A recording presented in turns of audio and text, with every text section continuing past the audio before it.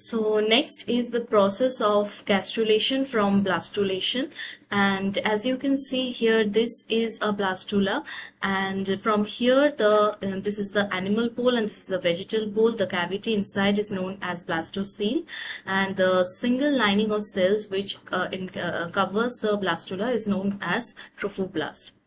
From here, if the cells start moving inwards and like a invagination, this portion is known as a blastopore, and these cells start becoming the archenteron or the gut.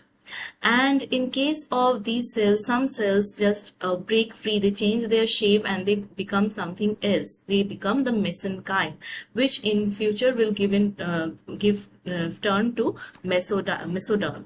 And from here you can see that the mesenchyme cells are having extensions. They attach this to the ectoderm, and by contraction of these extensions, these cells, they move, this archenteron moves inside and it becomes more prominent. So if this is the archenteron, and this inner layer of cells becomes the endoderm, and these cells become the ectoderm. And also where this region where the endoderm meets the ectoderm, this will form the mouth, and this portion will become the anus in the mature animal. So as you can see, that gastrulation is a very complicated process which involves a number of cellular movements and a number of changes in the cells, which are known as the morphogenetic movements.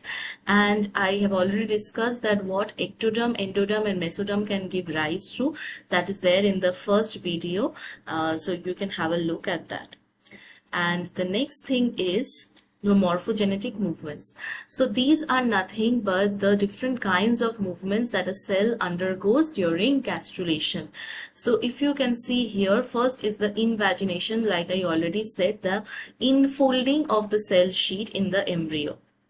And this can be seen in the sea urchin endoderm. And in case of involution, when a layer of cell just turns inside and forms another inner layer of cells just beneath the above layer. So in this case, you can see that the cell sheet has turned over, and the bases and the outer layer is there, and it is becoming another layer just beneath the outer layer. This can be seen in case of amphibian mesoderm. Next is ingration, where the migration of individual cells into the embryo, which means some cells, they get free from they change their shape, become free from the already from the layer of cells which is already there, and it come off and they become something else. So this kind of movement is known as ingration. Delamination means the splitting of one sheet of cells into two sheets. Like you can see that some cells from this upper sheet has come off and become the cells of the lower sheet.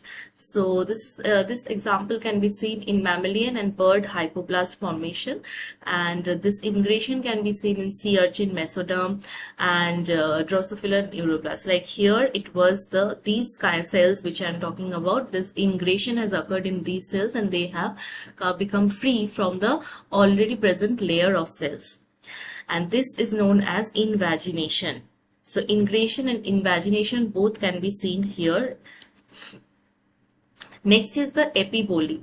So expansion of one cell sheet over other cells. So you can see there was this layer of cells up to this portion only, and this layer has expanded and it has become up to this. So this kind of movement can be seen in ectoderm formation in amphibians, sea urchins and tunicates. And there are two other kinds of morphogenetic movements as well, which is known as intercalation and convergent extension. So you can see two or more rows of cells, they become one by just fusing together, and they arrange themselves together. So you can see two layers of cells, the cells of two layers are arranged together such that it becomes one single layer.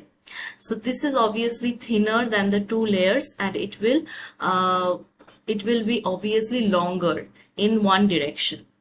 And in case of convergent extension, this is a specialized form of intercalation where you can see that the direction is very much important. Like the direction of the movement is perpendicular to the layers of the cells.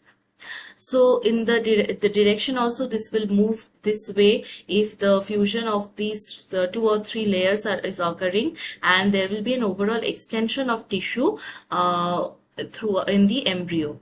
And also there will be a thinner layer, 3-4 layers becoming 2 layers will be much thinner than the previous version. So these are the morphogenetic movements. Also there is another one called evagination, which is just the reverse of invagination, in which there is outward movement of cells, outfolding, and it occurs in case of some extraembryonic membranes. So that is all for the fertilization and embryo development in case of organisms. Thank you.